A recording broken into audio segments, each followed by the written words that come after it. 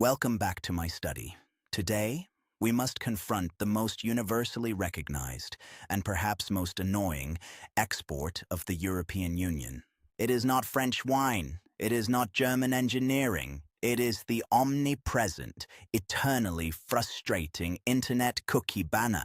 Every time you visit a new website, a pop-up rudely interrupts you, begging you to accept their tracking cookies.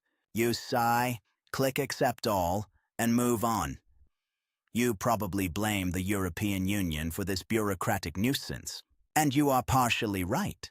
But as always with European bureaucracy, the reality is fascinating, complicated, and entirely justified. To understand the cookie monster, we must look at the General Data Protection Regulation, known globally as the GDPR. Before this law took effect in May 2018, the Internet was a digital Wild West. Technology corporations were silently harvesting your personal data.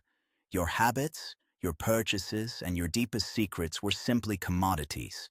They traded your digital soul in the shadows to advertisers without your knowledge, let alone your permission. The European Union looked at this rampant data exploitation and decided to intervene in the only way it knows how, with a massive, incredibly dense, and highly theoretical piece of foundational legislation. The core philosophy of the GDPR is elegantly simple. Your personal data belongs exclusively to you, not to the corporations. If a company wants to collect your data, they must have a lawful basis to do so. Most of the time, that lawful basis is your explicit informed consent. They actually have to ask you nicely. Furthermore, they must explain exactly what they are doing with your information, using clear and plain language. They are also required to practice data minimization.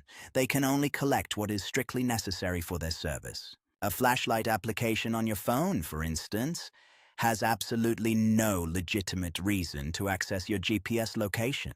The GDPR also introduced the famous right to be forgotten. You can demand that a company deletes your data entirely. If you decide to leave a platform, they must sweep up your digital footprints and throw them in the incinerator. So, if the intentions were so noble, why did it result in an endless plague of annoying pop-up banners? The answer lies in malicious compliance by the technology industry. They did not want to lose their precious data revenue. The law states that refusing consent must be exactly as easy as giving consent. One click for yes, one for no. But companies deliberately designed complicated, confusing interfaces known as dark patterns to trick you into clicking accept all. They buried the reject button under layers of menus, hoping you would simply give up out of sheer exhaustion. The European Union did not invent the annoying cookie banner. The tech companies invented it to make privacy feel exhausting. However, the EU is not completely blameless. The bureaucratic enforcement mechanisms were initially too slow to punish these dark patterns. Enforcement is handled by individual national data protection authorities. Some of them are famously underfunded and overwhelmed. Since many American tech giants have their European headquarters in Ireland, the Irish authority became the primary bottleneck. But the wheels of European justice, though agonizingly slow, do eventually crush what is placed in front of them. The authorities finally started handing out massive fines. We are talking about penalties reaching into the billions of euros. Meta, the parent company of Facebook, was fined over 1 billion euros for illegally transferring data to America. Amazon received a massive penalty for advertising violations. The fines are very real. These astronomical penalties forced the global tech industry to sit up, pay attention, and finally respect the law. Which brings us to the most fascinating aspect of the GDPR, a phenomenon scholars call the Brussels effect. The European market is far too wealthy and important for any global technology company to simply abandon.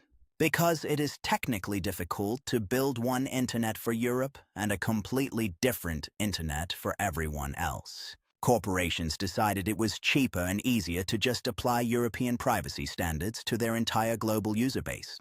So, when a citizen in California or Japan gets better data protection today, they are experiencing European bureaucracy in action. The European Union effectively became the digital regulatory superpower of the entire world, without firing a single shot. The GDPR is certainly not perfect. It is clunky, legally dense, and sometimes heavily burdens small businesses.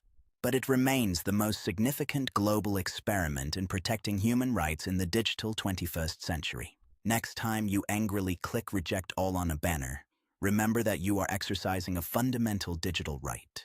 You are telling a multinational corporation that your private life is not their product, and that is quite beautiful. In our next session, we will shift away from the digital realm and delve into the common agricultural policy. We will explore how the European Union accidentally created literal mountains of surplus butter and vast lakes of wine. Until then, guard your cookies carefully and keep your data to yourself. Class dismissed.